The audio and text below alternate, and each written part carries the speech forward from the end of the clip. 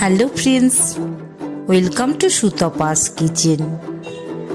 দেখেই তো সবাই ধরে ফেলেছো, বেশ সুন্দর কিন্তু পাবদা মাছের ঝাল রেসিপি আজকে আমি করে দেখাবো। খুব বড় সাইজের পাবদা মাছ। কিভাবে মাছগুলো, এত বড় বড় পাবদা মাছ কিভাবে ভেজে একদম সুন্দর করে ভাজা যায় সেটাও কিন্তু দেখার আছে। এই যে মাছগুলোর মধ্যে কিন্তু প্রথমেই আমি সামান্য একটু লেবু মিশিয়ে দিলাম, একটু সাদা তেল উপর থেকে ছড়িয়ে দিলাম, সামান্য একটু 1/3 চামচের মতন সাদা তেল, 1/2 চামচ লবণ মিশিয়ে দিলাম। পাবদা মাছ কিন্তু খুব নরম টাইপের মাছ হয়, এই মাছে কিন্তু খুব বেশি লবণের দরকার পড়ে না। একটু 1/2 চামচ হলুদ মিশিয়ে দিলাম।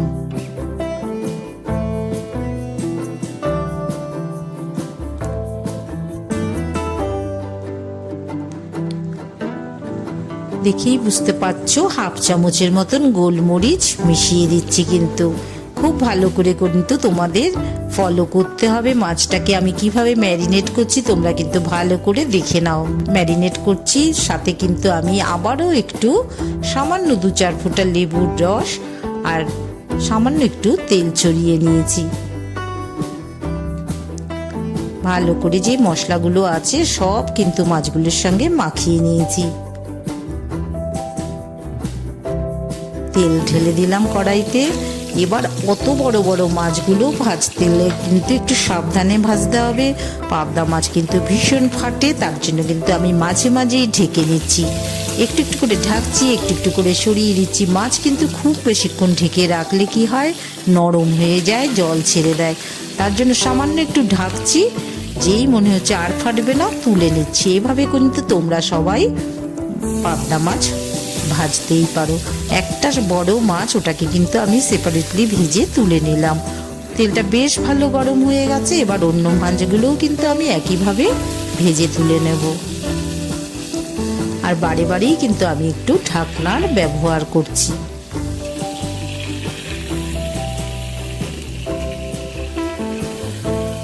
এইভাবে কিন্তু খুব সাবধানে মাছগুলো ভেজে নিতে হবে, না হলে কিন্তু পাবদা মাছ এত নরম মাছ, উপরের যে চামড়াটা থাকে সেটা কিন্তু উঠে আসে।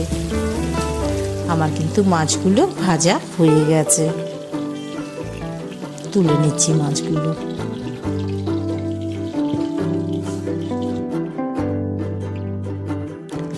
একটা বাটির মধ্যে এবার আমি মশলাটা তৈরি করে নেব।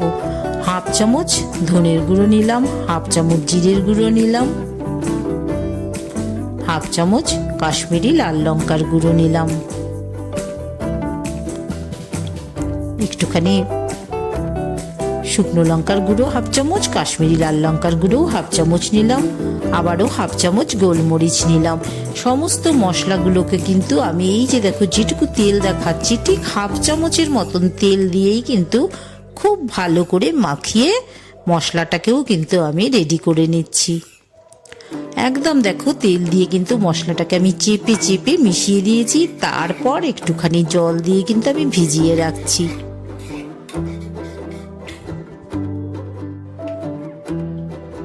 আমি কিন্তু মিক্সচারটা রেডি করে নিলাম। একটা টমেটো দেখিয়ে দিলাম তোমাদের, এটাকে হাফটা স্লাইস করে নিয়েছি, আর কিছুটা কিন্তু আমি পেস্ট করে নেব। পেঁয়াজেরও কিন্তু কিছুটা পেস্ট করে নিলাম, একটা পেঁয়াজের মতন পেস্ট করে নিলাম। বেশ 8-10 কোয়া রসুনও পেস্ট করে নিচ্ছি, আর টমেটো 1/2 টমেটো পেস্ট করে নিলাম। এবার তেলের মধ্যে একটু 1/3 চামচের মতন কালো জিরে আর একটু রসুন দিয়ে দিলাম। রসুনটাও দেখিয়ে দিলাম, থেতো করে রেখেছি। এবার কিন্তু পেঁয়াজ কুচিটাও একটু ভেজে নিচ্ছি। পেঁয়াজটা ভালো করে ভাজা হয়ে এসছে, তখন কিন্তু আমি পেঁয়াজের যে মিক্সচারটা করে রেখেছিলাম সেই মিক্সচারটা মিশিয়ে দিলাম।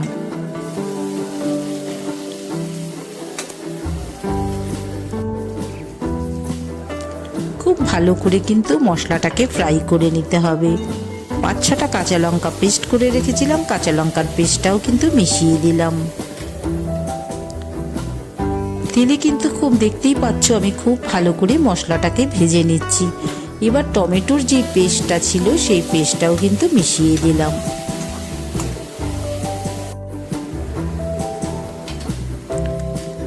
1/3 চামচ আদা বাটা মিশিয়ে দিলাম, কিছুটা কুচো মশলা দিলাম, মানে কিছু মশলা মানে পেঁয়াজ অনিয়নগুলো দিলাম, আর কিছুটা কিন্তু আমি পেস্ট করে দিলাম। এবার দেখো এই যে পেস্টটা যখন একদম ভাজা ভাজা হয়ে এসছে, তখন কিন্তু মশলা যেটা আমি রেডি করে রেখেছিলাম সেই মশলার মিক্সচারটা কিন্তু একটু একটু করে মিশিয়ে রেডি করে নিচ্ছি। 1 চামচ লবণ, 1/2 চামচ হলুদ মিশিয়ে দেবো।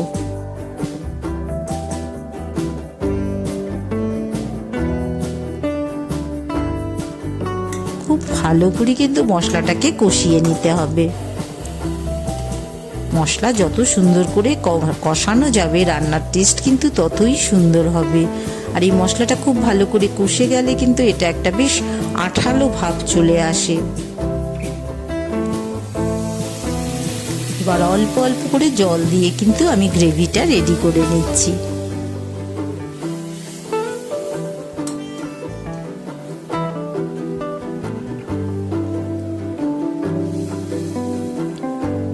অনেকটাই কিন্তু গ্রেভিটা রেডি হয়ে এসছে, আর গ্রেভির কালারও কিন্তু খুব সুন্দর তৈরি হয়েছে। এবার কিন্তু আমার মাছগুলো যেহেতু বড় সাইজের, তার জন্য কিন্তু আমি পাত্রটা পাল্টে নিলাম। গ্রেভিটা ঢেলে দিয়েছি, গ্রেভিটা আবারও ফোটা শুরু করেছে, একটু জল মিশিয়ে দিলাম। এবার মাছগুলো গ্রেভির মধ্যে দিয়ে দিচ্ছি। আর কিন্তু খুব বেশিক্ষণ মাছ ফোটানোর দরকার পড়বে না, আমার কিন্তু প্রায় রেডি হয়ে এসছে। এত বড় বড় মাছ যে প্যানটার থেকেও ছেড়ে বেরিয়ে আসছে।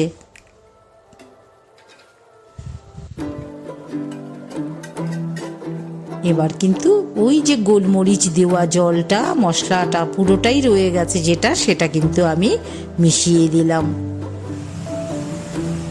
সুতাপাস কিচেন এরম দারুণ দারুণ রেসিপি কিন্তু রোজই তোমাদের কাছে নিয়ে চলে আসছি।